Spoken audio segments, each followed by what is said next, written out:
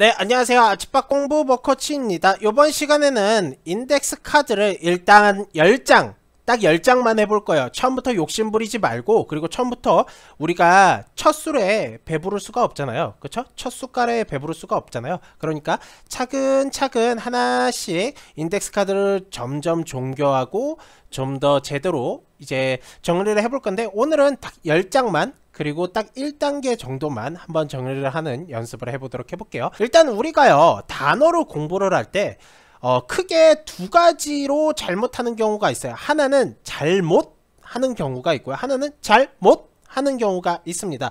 요거는 잘못하는 경우는 제대로 하지 못했다는 얘기예요. wrong이에요. wrong, bad. 잘 못했다라는 얘기는 not good입니다. not good. 그래서 이렇게 두 가지 경우가 있는데, 이런 두 가지 경우가 어떤 경우인지 선생님이랑 한번 살펴볼 거고, 자, 두 번째는 그러면 요거 이제 해결하는 방법이 있어야 될 거 아니에요. 그렇죠? 이 해결하는 방법으로서 사전을 어떻게 조금 활용을 해야 되는가에 대해서 얘기를 한번 나눠보도록 해볼게요. 자, 첫 번째, 단어 공부를 잘못하는 경우와 잘못하는 경우 한번 보도록 해볼게요. 일단 잘못하는 경우입니다.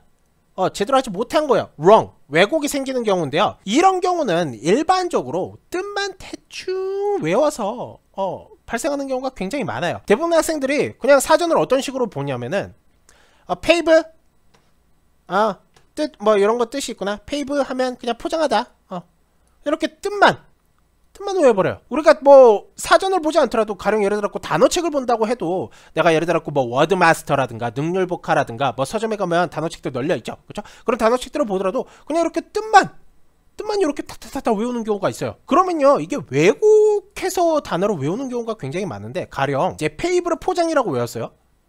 근데 포장은요, 우리나라에서 크게 두 가지 단어가 가장 많이 씁니다. 포장이란 단어를 굉장히 여러 방면에서 쓰는데, 포장 1번 뜻이랑 포장 10번 뜻, 표준국어대사전에 나오는 1번 뜻이랑 10번 뜻을 가장 많이 쓰는데, 1번 뜻은요 어떤 거냐면요, 우리가 선물 포장할 때 쓰는 거예요. 물건을 싸거나 꾸림, 또는 싸거나 꾸린 데 쓰는 천이나 종이, 포장, 선물을 포장할 때 그럴 때 쓰는 이 포장이고요. 이 10번 뜻은 어떤 거냐면요, 우리가 도로를 포장할 때, 그러니까 아스팔트, 시멘트 이런 거 깔아갖고 도로를 조금 이렇게 깔끔하게 정리하는 거, 그런 것도 포장이라고 얘기를 하거든요. 이게 분명히 두 개가 다른 단어예요. 한자 보세요. 아예 다른 단어죠 지금. 그쵸? 이 포자가 전혀 다른 포자를 쓰고 있죠. 이게 아예 다른 건데, 그냥 페이브를 포장이라고 한 글만 외우니까 무슨 일이 생기는 거예요. 이게 요런 의미거든요. 페이브는 사실 요 의미거든요. 근데 요렇게 외우다 보니까 요걸로 외우는 경우가 있는 거야. 그러면은 페이브를 포장이라고 외웠는데 잘못 외우는 경우가 생기는 거죠. 그렇죠? 페이브는요, 기본적으로 도로 같은 거를 닦는 거, 도로를 닦는 것도 우리가 또 닦다란 말도 왜곡하면 안 돼요. 닦다라는 말도 막 이렇게 수건 갖고 막 걸레가지고 막 닦는 게 아니고, 그 도로를 이렇게 시멘트나 아스팔트 같은 걸로 이쁘게 다져놓는 걸 닦는다라고 얘기를 하거든. 그렇게 닦는 거를 의미하는 건데, 이거를 그냥 이렇게 단어 뜻만 외워버려갖고 그냥 선물 사는 걸로 잘못 외워버리는 거야. 이러면은 단어를 외워도 당연히 독해할 때 독해가 되겠습니까? 안 되겠죠. 그렇죠?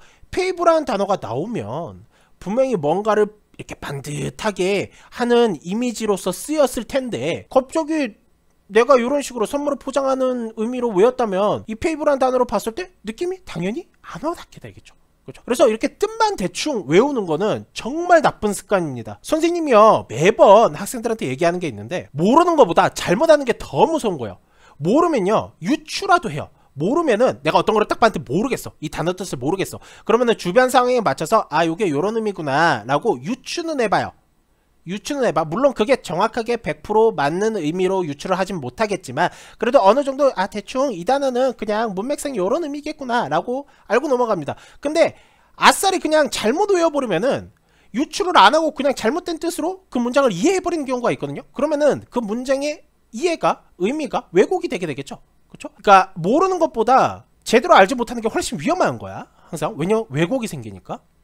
그래서 첫 번째, 잘못하는 경우에서는 이렇게 뜻만 대충 외워서 잘못 암기하는 경우가 왜곡이 생긴다라고 보시면 되겠고요. 자, 두 번째 가볼게요. 자, 두 번째는요, 잘못하는 겁니다. 요거는요, wrong이 아니고 not good입니다. not good. wrong이 아니야. 그러니까 틀렸다는 건 아닌데 not good이야. 별로 그렇게 제대로 하지 못했다는 겁니다. 자, 기본적으로요, 단어에는요, 컨셉, 즉 사람의 관념이 무조건 포함이 되어 있습니다. 가령 이 옷 생각해 볼게요. 우리 옷 같은 경우도 그냥 옷이요, 겉에 그냥 입는 거 그게 끝입니까? 아니죠. 이 옷은요, 미적인 요소도 들어있어요. 그래서 사람들이 더 옷을 이쁘게 입으려고 하는 거죠. 선생님도 이 옷 굉장히 싸게 주고 샀는데 얼마일 것 같아요? 굉장히 싸게 주고 샀어요. 이게 4만원인가? 엄청나게 싸게 주고 샀는데, 겨울옷인데, 선생님이 이런 옷을 살 때 이뻐서 샀겠죠. 안 이쁜데 샀겠습니까? 그죠? 내가 봤을 때 옷이 굉장히 이쁜데? 마음에 드는데? 나한테 잘 어울릴 것 같은데? 그쵸? 이 옷은요, 그냥 겉에 입는 것뿐만 아니라 미적인 요소도 들어있어요. 그 다음 두 번째, 이 옷이 추위도 막아주죠. 우리가 추울 때 조금 더 두꺼운 옷을 입고 패딩도 입잖아요. 그죠? 옷은 추위를 막는 기능도 갖고 있어요. 그 다음 세 번째, 옷은요, 문화적인 요소도 갖고 있습니다. 우리가 뭐 가령 예를 들어 결혼식에 갔을 때, 남의 결혼식에 가갖고 뭐 반바지에 뭐 쪼리 이렇게 찍찍찍찍 끌고, 샌들 찍찍찍 끌고, 슬리퍼 찍찍찍 끌고 갈 수는 없는 거잖아. 그다음 남의 장례식에 갔을 때 내가 막 빨간색 옷을 입고 가요. 그럼 되게 무례한 거죠. 그렇죠? 그러니까 옷은 뭔가 문화적인, 장례식에 갔을 때는 검은 옷을 입어야 된다. 남의 결혼식에 갔을 때는 조금 더 정갈하게 입어야 된다. 더 격식이 있는 자리에서는 좀 더 격식 있는 옷을 입어야 된다. 라는 그런 문화적인 것도 들어있습니다. 즉, 이 옷에는 그냥 사람 겉에 있는 그냥 요 표면에 있는 이 테두리일 뿐만 아니라 여러 가지 기능이나 여러 가지 의미, 관념 같은 게 들어있는 거예요. 자, 단어도 마찬가지입니다. 단어도요, 가령 하우스라는 단어가 있다고 쳤을 때 그냥 하우스라고 이렇게 쓴 거는요, 이 단어의 껍데기일 뿐이에요. 이 단어의 의미를 나타내주는 기호일 뿐입니다. 이 안에 들어있는 의미가 더 중요한 거예요. 이 기호보다는.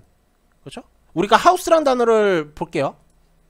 하우스라는 단어가 있었을 때 그냥 하우스는 요런 거다 라고 생각하기보다는, 하우스에서는 뭐 부엌 화장실도 있고 거기서 잠도 자고 컴퓨터도 있고 여러 가지 생각들을 많이 끼게 되잖아요. 그렇죠? 요런 생각들이 껴서 이 물체를 하우스라고 표현을 해주는 건데, 뭐 대표적인 예시로 선생님이 홈을 한번 들어볼게요. 우리 홈이 무슨 의미인지는 아시죠? 다 집입니다. 집. 그러면 홈런은 무슨 뜻이에요? 우리 야구에서 홈런 친다라고 얘기를 하잖아요. 홈런이 뭡니까? 여기 베이스가 있고 여기 홈이 있고 1루, 2루, 3루가 있고 이렇게 됩니다. 홈런이라는 것은 내가 담장을 넘긴 다음에 이렇게 한 바퀴 도는 거를 의미해요. 자, 홈에 도대체 무슨 의미가 있길래 이런 식으로 홈런이라는 말도 쓰느냐 라고 하면, 홈은요, 어떤 이미지가 들어있느냐면은, 홈은 어떤 존재입니까? 우리가 회사를 가서도 다시 돌아오는 존재고요, 우리가 밖에 놀러 나가서도 다시 돌아오는 존재고요, 그렇죠? 우리가 해외여행 가서도 다시 돌아오는 존재고, 우리가 밖에 편의점에 물건을 사러 가서도 다시 돌아오는 그런 존재입니다. 홈이라는 것은 뭔가의 시작점이자 뭔가의 끝점이에요. 그렇죠? 홈런도 마찬가지죠. 타자가 여기서 시작을 해요. 그리고 여기서 끝이 나죠. 그렇죠? 이렇게 한 바퀴 도니까 이게 시작과 끝점의 이미지가 홈에는 들어있는 거예요. 즉, 홈에는 그냥 집이라는 뜻만, 그런 표면적인 뜻만 있는 게 아니고, 거기에는 여러 가지 사람, 시작점이자 끝점이다 라는 그런 관념이 들어있는 거예요. 요거를 파악하지 않고 그냥 단어로 공부한다? 이거는 제대로 된 언어 공부라고 할 수가 있을까요? 없겠죠. 자, 그리고 또 하나의 키포인트, 각 관념은요, 언어마다 차이가 굉장히 심한 경우가 많이 있는데요. 대표적으로 감기를 예로 들어 볼게요. 자, 감기는요, 영어로 cold라고 하죠. 자, 근데 우리는요, 감기에 걸리다라고 얘기를 하죠. 자, 우리 국어에서는요, 감기를 갖다가 이렇게 걸리는 이미지로 표현을 합니다. 그죠? 근데 영어에서는 감기에 걸리다라고 하지 않아요. 걸리다라는 표현을 쓰지 않고 have라고 씁니다. I have a cold라고 합니다. 나 감기 걸렸어를 영어로는 I have a cold 라고 얘기를 하는데, 자, 영어는 어떤 개념이 된 거예요? 국어에서는 감기에 걸리는 이미지였다면, 이렇게 걸리는 이미지였다면, 영어에서는 어떤 이미지가 된 거야? 내가 콜드를 갖고 있다 라는 소유의 이미지로 쓰는 거죠. 그러니까 이 단어마다 이 각각의 언어나 각각의 문화가 가지는 관념이 다 달라요. 자, 밑에 예시 두 개 더 볼까요? 소말리아어에서는 심지어, 영어에서는 I have a cold인데 소말리아어에서는 a cold has you 라고 표현을 합니다. 감기가 널 가지는 거예요. 자, 아이리쉬를 한번 볼게요. 아이리쉬 같은 경우는 심지어 이런 소유의 개념도 아니에요. 어떤 개념으로 쓰냐면은, 감기가 네 위에 있다 라고 얘기를 합니다. 감기라는 개념은 뭐 국어나 영어나 소말리아 사람이나 아일랜드 사람이나 다 똑같을 거예요. 그렇죠? 감기 걸리면 기침하고 콧물 나오고 막 열 오르고, 이건 다 같은 개념이에요. 근데 그 단어에 대해서 각각 어떤 관념을 갖고 있는 겁니까? 국어는 요렇게 감기에 걸리다, 영어는 요렇게 소유, I have a cold 이렇게 되는 거고, 소말리아어에서는 cold가 널 갖고 있게 되는 거고, 아일랜드어에서는 cold가 요 위에 있는 거죠. 그렇죠? 이렇게 각 관념은 언어마다 차이가 커요. 자, 다른 예시 한번 또 들어볼게요. 이 sleep과 wake인데요. wake는 이제 국어로는 깨다 혹은 깨우다 이렇게 많이 쓰죠. 뭐 wake up 하면 내가 깨는 거고요. wake him up, 그를 깨우는 게 되겠죠. 그 다음 sleep 같은 경우는 이제 국어로는 자다라고 합니다. 그리고 국어에서는 재우다라는 표현도 있어요. 자는 거는 내가 자는 거고요. 아, 난 잠들었다 혹은 그는 잠들었다 이렇게 자동사로 쓰는 거고, 이거를 사동용으로 쓰면 재우다, 아 나는 그를 재웠다, 나는 아기를 재웠다 이렇게 쓰잖아요. 그죠? 이렇게 표현이 되는데 영어에서는 wake가 이렇게 사동 표현으로 씁니다. 그러니까 내가 wake up 하는 것도 되고요, 그를 wake him up, 이렇게 그를 깨우는 용도로도 쓰는데, sleep은요 이 사동용으로 절대 안 써요. 재우다라는 표현을 안 씁니다. 영어에서는 I sleep him 안 써요. I put him to the bed 이런 식으로 나는 그를 침대에 갖다 놓았다 이런 식으로 표현을 쓰지, I sleep him 이런 식으로 안 씁니다. 이게 관념이 달라서 그래요. 관념이.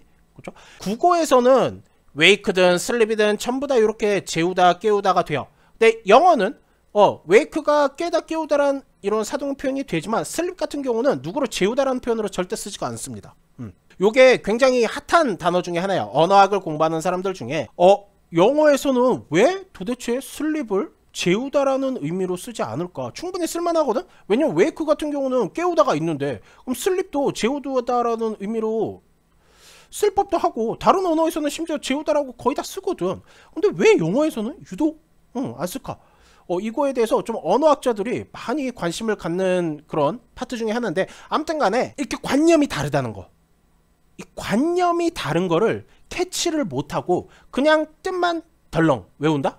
그럼 제대로 된 언어 공부가 아니겠고요. 자, 이런 관념을 모르는데 내가 해석이 잘 되겠습니까? 안 되겠죠. 그리고 단어가 심지어 잘 외워지겠습니까? 아니죠. 겉에만 뺑뺑뺑뺑 돌게 되는 거예요. 그 다음, 자, 한 가지 더 얘기를 해보자면, 해석 번역이라는 것은, 즉 영어에서 국어로 이걸 이제 source language, target language라고 얘기를 하는데, 영어에서 국어로 바꾸고 국어에서 영어로 바꾸는 거, 이런 걸 이제 우리가 쉽게 얘기하면 해석이라고 하고, 조금 더 쉽게 얘기하면 번역이라고 얘기를 하죠. 이 해석 번역이라는 것을 이렇게 생각을 해주시면 좋은데요, 가장 유사한 의미를 가진 단어를 고르는 것이라고 생각을 해주시면 좋습니다. 그러니까 얘는 이 뜻이야, 쟤는 이 뜻이야, 이게 아니고, 홈은 집이야, 하우스는 집이야, 홀스는 말이야, 캣은 고양이야, 뭐 이런 식으로 1대1 팍팍팍팍 대응이 되는 게 아니고, 여러가지 각각의 단어에서 여러가지 단어들이 있는데 그 중에서 얘랑 가장 비슷하다, 가장 유사하다 라는 걸로 사전에 나온다고 생각을 해주시면 됩니다. 하지만 이게 관념이 다르다 보니까 여러 단어로 사전에 나타나는 경우가 있거든요. 가령 쏘리를 볼게요. 쏘리라는 단어는 다 아시죠? 쏘리를 보시면 그 옥스퍼드 사전을 보시면은, 네이버 사전 보시면은 1번, 2번, 3번 뜻이 나옵니다. 안된, 안쓰러운, 애석한, 유감스러운, 미안해 이렇게 나오는데요. 자, 쏘리라는 단어에서는, 이 영어를 사용하는 사람들은 쏘리라는 단어에 이 세 가지 관념이 다 포함이 되는 거예요. 근데 국어에서는요, 이 세 가지 의미를 다 동등한 의미라고 파악을 하지가 않습니다. 요렇게 끊겨요. 얘를 하나의 의미로 우리가 보통 파악을 하고요, 그 다음 얘를 하나의 의미로 파악을 합니다. 조금 더 쉽게 설명을 해볼게요. 자, 쏘리라는 단어가 있어요.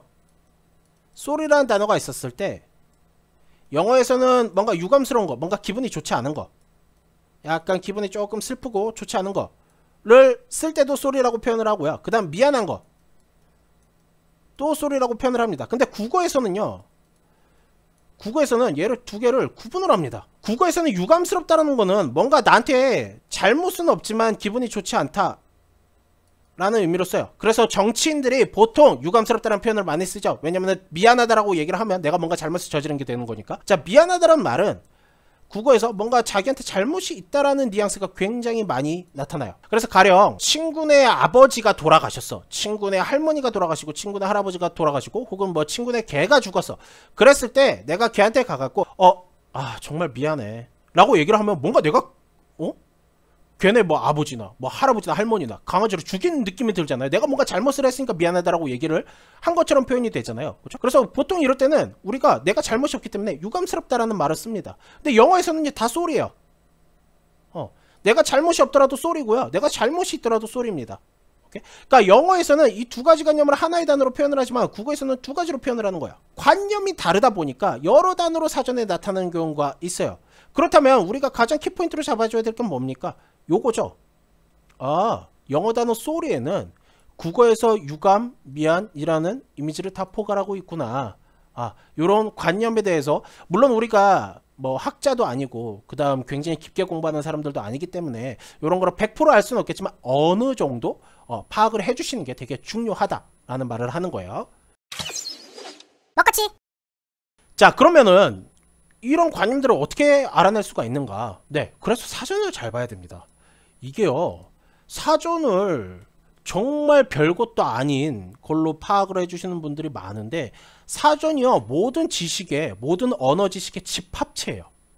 네, 사전을요 그냥 지나가던 개똥이가 만든 게 아닙니다. 엄청나게 거대한 그런 집단들이 엄청나게 많은 자료를 포함을 해서 엄청나게 많은 연구를 통해서 나오는 거고요. 그리고 사전은 매년 편찬이 계속 개편이 돼요. 그래서 그 시대의 그런 언어상 같은 것도 다 포함을 합니다. 사전은요 진짜 그냥 집합체요. 집합체. 자, 사전을 아무튼 어떻게 잘 봐야 되냐면은 뜻만 딱 보고 넘어가면 안 됩니다. 그러면은 앞에 같이 관념을 다 놓치게 되겠죠. 여러 정보도 봐야 됩니다. 자, 정보라는 것은 사전을 보시면, 자 볼게요. 자, still이라는 단어 볼게요. 요거는 still입니다. still. 그 다음 요거는 deprive입니다. deprive라는 단어요. 둘 다 단어 뜻은 거의 비슷합니다. 빼앗다고 훔치다야. 뭔가 뺐다 훔치다 거의 비슷하잖아요. 그쵸? 의미는. 근데 쓰임이 조금 다릅니다. 그리고 이 쓰임을요 사전에서는 항상 밝혀주고 있어요. 아, still은 뭔가 from이라는 전치사랑 많이 쓰이는구나. 그래서 steal a kiss from a girl, 걸로부터 키스를 훔쳤다, 이렇게 from이 들어가는구나 라는 게 정보가 이렇게 사전에 나옵니다. 자, deprive 볼까요? deprive는요 뭐라고 나와 있습니까? of라고 정보가 나와 있죠. 그러니까 of라는 전치사랑 굉장히 잘 붙어 다닌다 라는 정보가 나오는 거예요. 그래서 요 왼쪽에도 보시면 이렇게 정보가 나오죠. deprive하고 목적어 나오고 전치사 나오고 명사가 나온다. 즉 deprive 다음에 A of B 구조로 흐른다. 일반적으로 이렇게 사전에서 정보가 다 나오거든요. 사전에 정보가 물론 100% 나오는 건 아니고 어떤 사전에는 어떤 정보가 나오는데 어떤 사전에는 어떤 정보가 안 나오고 이런 게 있는데, 일반적으로 이제 네이버나 다음 사전, 우리가 자주 쓰는 사전들 있죠. 그런 사전에서는 이런 정보가 가장 많이 들어있는 정통 그런 사전을 이제 기재를 하기 때문에 기본적으로 사전, 니네가 보시는 사전은 다 좋은 사전이라고 보시면 되겠고, 그 좋은 사전에는 당연히 여러 정보가 이렇게 다 포함이 되어 있습니다. 그래서 사전을 보셨을 때 그냥 니네가 하는 건 뭡니까? 그냥 훔치다, 아 스틸 훔치다 이렇게만 외우시잖아요. 안 됩니다. from 이랑 같이 쓰는구나 하면서 이렇게 steal, from 덩어리도 같이 정리를 해주셔야 되겠고요. deprive도 그냥 빼앗다 이렇게 외워주시는 게 아니고, of랑 같이 많이 쓰이는구나. 그래서 deprive A of B는 A에게서 뭔가 B를 빼앗는 그런 의미구나 라고 외워주셔야 됩니다. 이렇게 여러 정보를 보지 않으면 의미 왜곡이 생기는 경우도 많아요. 가령 예를 들어갖고 이런 경우도 of를 자꾸 뭐의로 해석하려다 보니까 뭐 해석이 잘못되는 경우도 많이 생기겠죠. 사전을 볼 때 뜻만 보는 게 아니고 여러 정보까지도 아주 가볍게라도 보셔야 된다는 거. 그 다음 두 번째, 가볍게 공통 이미지를 보셔야 됩니다. 즉 영어의 관념, 컨셉트로 봐야 되겠는데, 아까 sorry에서 sorry 같은 단어는 뭐 유감스럽다는 의미도 있고 뭐 미안하다는 의미도 있다. 그래서 sorry의 기본 이미지는 뭡니까? 뭔가 기분이 좋지 않은 거예요. 그쵸?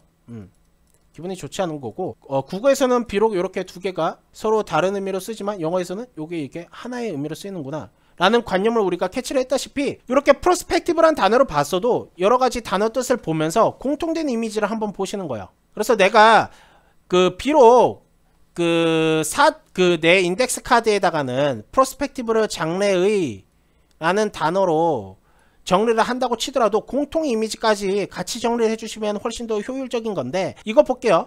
prospective buyer는 장래의 구매자입니다. 그 다음 prospective changes는 곧 있을 계정입니다.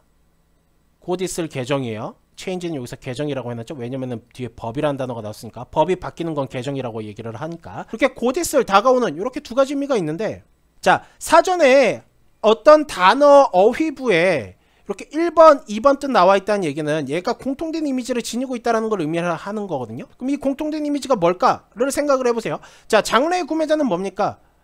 곧 미래에 내 물건을 살 사람이죠. 그쵸? 곧 미래에 어떤 물건을 살 사람입니다. 자, 두 번째, 곧 있을 다가온도 어떤 겁니까? 곧 있을 미래에 어떤 일이 생길 거라는 얘기잖아요. 그래서 곧 있을 계정도 뭔가 미래에 곧 계정이 생기겠다는 의미가 되겠고, 장래 구매자도 곧 앞으로 미래에 뭔가 구매를 한다, 그런 느낌이 있잖아요. 그래서 얘는 뭔가 미래 이미지가 있는 겁니다. 미래의 장차곧. 그러니까 요런 거를 내가 가볍게 머릿속으로 정리를 해주시고 가야지 굉장히 좋은 독해를 나중에 구현을 할 수가 있어요. 자, 잠깐 재밌는 언어학 이야기를 한번 해볼까요? 직관과 관념 그리고 사전 이야기인데요. 자, 아까 선생님 분명히 얘기를 했잖아요. 어떤 사전부에 이렇게 있는 1, 2, 3번 뜻 있죠. 요거는 다 공통 이미지라고 얘기를 했습니다. 근데 사전이 이렇게 1번, 2번, 3번 해갖고 나오는 경우가 있어요. 요거는 같은 이미지라고 보지가 않아요. 근데 같은 이미지라고 보지 않는 거는 일반적으로 어원부터가 달라서 그래요. 아까 선생님이 포장 2개 뜻 보여줬었잖아요. 그거는 아예 한자어부터 달랐었죠. 그쵸? 한자어부터 달랐기 때문에 아예 다른 단어예요. 아예 동음이어입니다. 동음의어. 아예 다른 단어야. 발음만 똑같이 하지 아예 다른 단어인데, 자, 일반적으로 아예 다른 단어는 요렇게 따로 표시를 하고요. 그쵸? 요 단어 안에서 요 의미는 공통 이미지를 지닌다고 합니다. 요 같이 등재를 한 거는 일반적으로 어떤 공통 이미지를 지니고 있다 라고 생각을 해주시면 좋습니다. 아까 프로스펙티브가 뭔가 미래 이미지가 있듯이, 그쵸? 미래 이미지에서 잠재적인, 곧 있을, 요렇게 두 가지로 해석이 되듯이 요 기본 코어 이미지가 있다 라고 보시면 되는데, 이게 어원이 같은데도, 그리고 이미지가 동일한데도 아예 사전부에 다르게, 요렇게 다르게 표현을 하는 경우가 있어요. 이게 2, 3, 4번이요 어원적으로는 아예 똑같다라고 얘기를 합니다. 이게 어원이 어떤 거냐면은, 고대 그리스 로마 시절에 신던 신발이 있어요. 샌달. 이렇게 생긴 샌달이 있는데 약간 납작하게 생겼죠. 이런 쪼리 같은 거 납작하게 생겼죠. 요게 나중에 이제 점점 이렇게 쓰임이 확장이 되다가 뭔가 이렇게 납작한 이미지에서 신발의 밑창으로 의미가 확장이 되고요. 요게 이제 솔의 두 번째 의미가 되겠죠. 그 다음 이게 나중에 더 가서 넙치가 되거든요. 그러니까 요게 3번 의미가 되는 거예요. 3번 의미. 이 서대기가 넙치같이 이렇게 약간 뭐 납작한 그런 뭐 생선을 의미하나봐요. 아무튼 이렇게 되는 건데, 지금 분명히 같은 어원에서 비롯된 거거든요. 그러면은 사실 얘도 같은 어휘부에 속해 있어야 돼요. 즉 얘가 이렇게 솔 2번 의미, 솔 3번 의미 이렇게 나눠져 있어야 되는 게 아니고, 원래는 얘가 요 밑에 이렇게 쏙 들어가 있어야 돼. 4번 이렇게 해갖고. 근데 왜 이렇게 따로 정리를 할까요? 이거는 사전 어휘부에 등재된 게 꼭 역사적인 어원에만 의존을 하는 게 아니고 네이티브의 직관을 굉장히 중시하기 때문이에요.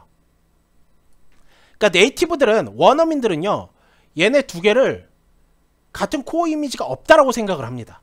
그렇죠? 그러니까 역사적으로 따지면 이렇게 고대 그리스 로마 시절에 원래 이렇게 납작한 신발을 의미했는데 이 납작한 이미지가 신발의 밑창이 되고 넙치가 된 거지만, 얘네 두 개가 너무 다르죠 사실. 그렇죠? 신발의 밑창이랑 넙치랑 뭐 납작한 거 빼고는 거의 완전 다른 개념이잖아요. 그렇죠? 이렇게 완전히 다른 개념으로 뒀을 때는 아예 다른 단어로 이렇게 등재를 하기도 합니다. 즉 역사적으로 어원은 동일하지만 네이티브들이 봤을 때, 원어민들이 봤을 때 야, 뭐 아예 다른 단어 같은데? 라고 생각이 들면 아예 사전에서는 그런 역사적인 팩트는 다 무시하고요, 그냥 네이티브들이 다르다고 생각하니까 라고 생각을 해서 이렇게 아예 따로 정리를 하게 되는 거예요.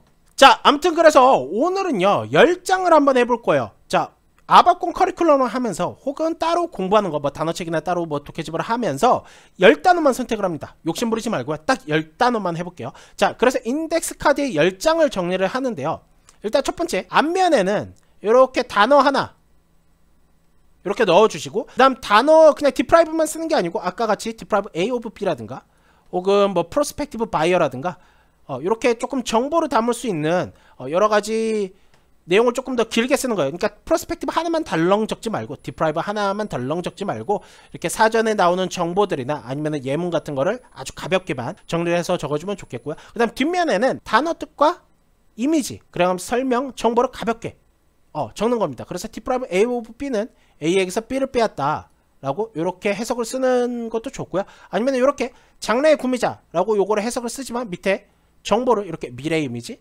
장차 뭐뭐 할, 될, 이렇게 이미지도 가볍게 정리를 해주시면 좋습니다. 자, 오늘 딱 10장만 해보는 거예요.